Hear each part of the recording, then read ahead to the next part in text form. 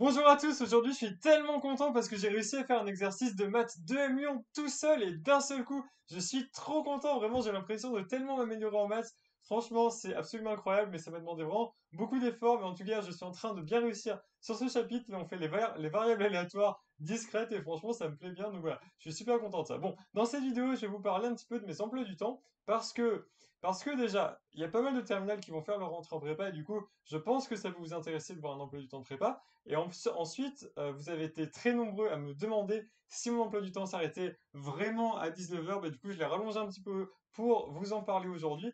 Donc, je vais vous expliquer un petit peu ce que je fais.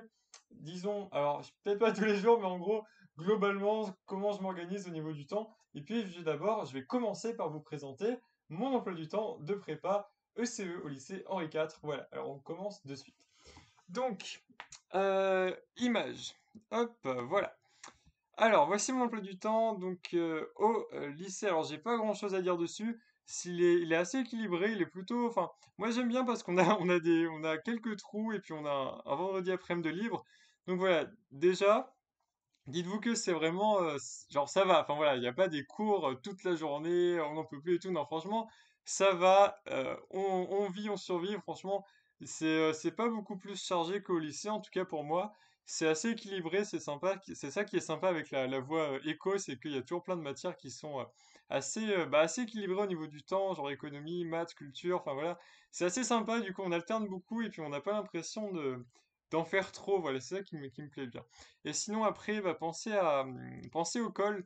Pensez au col parce que l'école, ça se rajoute en fait, à la fin, à la fin des journées. Enfin, en gros, quand vous avez un trou, souvent.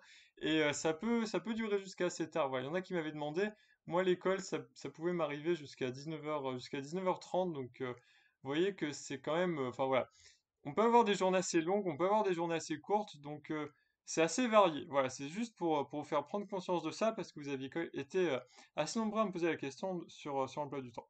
Donc voilà, j'ai pas, j'ai rien de plus à dire dessus. Si vous avez des questions, allez-y en commentaire. Alors, hop, me voilà, de retour. Alors, parlons de cet emploi du temps-là. Cet emploi du temps qui est mon emploi du temps que je vous affiche depuis 2 mois, je crois, 2, 3 mois, non, depuis que je suis ici, depuis que je fais des vidéos ici et que du coup, comme j'ai un tableau derrière moi, bah, c'est parfait parce que je peux vous montrer ce que je fais dans mes journées. Et si vous voulez voir tout ce que j'ai fait durant mes dernières journées, ces 3 derniers mois, allez voir toutes les vidéos de ces 3 derniers mois. Voilà, ça pourra, je sais pas. Peut-être que vous verrez un petit peu la diversité de ce que j'ai fait. En tout cas, diversité, pas beaucoup. Aujourd'hui, j'ai fait que des maths et de l'économie. Et j'ai pas encore fini parce que là, on est à peu près à cette période-là. Voilà, j'empiète sur mon ESH, c'est pas grave pour faire ma vidéo, c'est pas très grave. Donc, qu'est-ce qu'on voit? Alors, déjà, comment dire? J'ai changé mon organisation par rapport à avant parce que quand j'étais en prépa, souvent, j'aimais bien me lever assez tôt le matin pour faire des maths, mais maintenant que je suis ici chez moi tranquille et que je peux vraiment prendre le temps que je veux pour m'organiser, bah, je préfère travailler un petit peu plus tard, le soir surtout. Le plus important, c'est qu'il n'y a pas de contrainte de temps le matin pour ne pas être en retard au lycée, et ça, c'est vraiment le plus important. Bah, du coup, je sais pas trop quoi vous dire dessus. Je fais beaucoup de maths en ce moment. Ça fait à peu près, donc là on a 3 heures, 4 heures, ici on rajoute 2 heures, donc déjà on est à 7 heures, 9 heures. 9 heures plus 3 heures le soir. Alors le soir on va en parler. Donc ça fait déjà à peu près 12 heures par jour de travail. C'est vrai que c'est pas mal, mais bon en même temps c'est un rythme qu'il faut.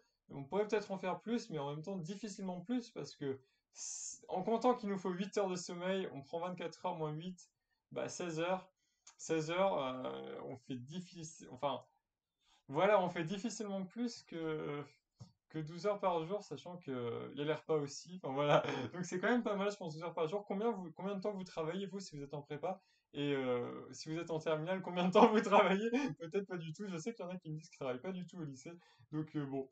En tout cas, le soir, qu'est-ce que je fais? Parce que je vous avais pas affiché ce que je faisais le soir, donc je vais vous en parler. Je fais beaucoup de fiches, notamment sur Anki. Vous avez présenté ce logiciel qui s'appelle Anki, qui permet de faire des flashcards, et j'en fais beaucoup en langue. J'en fais aussi un petit peu en économie, sur notamment des auteurs, des ouvrages, des dates, et puis après, voilà, après le soir, en fait, c'est un petit peu varié. C'est un petit peu selon comment je me sens, si je suis vraiment fatigué, je fais pas grand-chose. Si j'ai un peu de motivation, bah, je me mets vraiment à faire des trucs, mais ça dépend, si vous voulez, ça dépend. Après, moi, j'arrive pas à faire des maths le soir, voilà, c'est ça le.